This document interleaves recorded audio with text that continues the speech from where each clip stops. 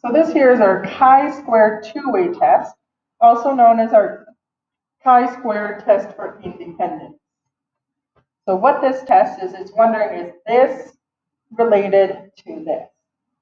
So our null hypothesis would be that our gender is independent from our professional field.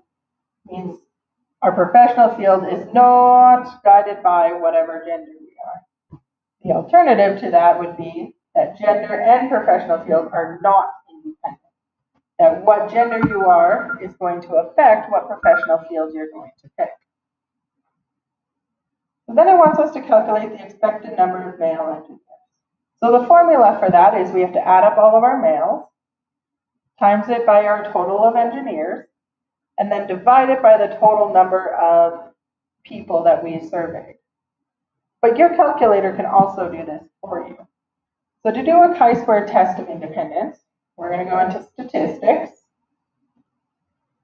We want to run a test. Doesn't matter if there's anything in your list, that won't affect anything. So we're going to go to test, chi-test, two-way test. And then it's telling you that your observed data, so that's the data they give us here, needs to go into matrix A. So we're going to go here to where it says matrix. So we're going to go F2. And we're going to create a matrix where we're going to put in this data. So we're going to go, yep, I want to create a matrix. My number of rows, I have 2 rows, 3 columns. Make sure it looks like what we want. It does. And then we're going to enter in all of our values. Okay. Once all of our values are in, we're going to exit out of our matrix, back to our chi-square test.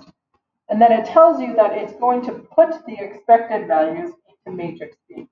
If I want to know what my expected values are, I need to go look in matrix B. So then we're just going to hit execute.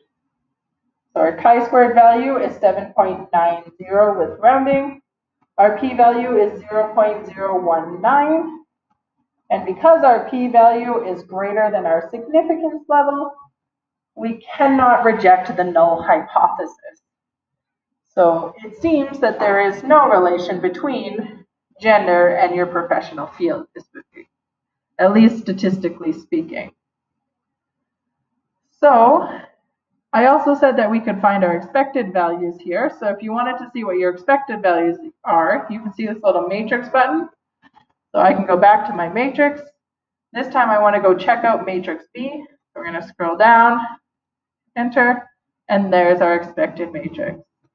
So if I wanted us to calculate the number of male engineers, so male engineers is in this first column, so that expected value should be about 45. And there you have it, how to find your expected values, your p-value, and your chi-squared value using your calculator.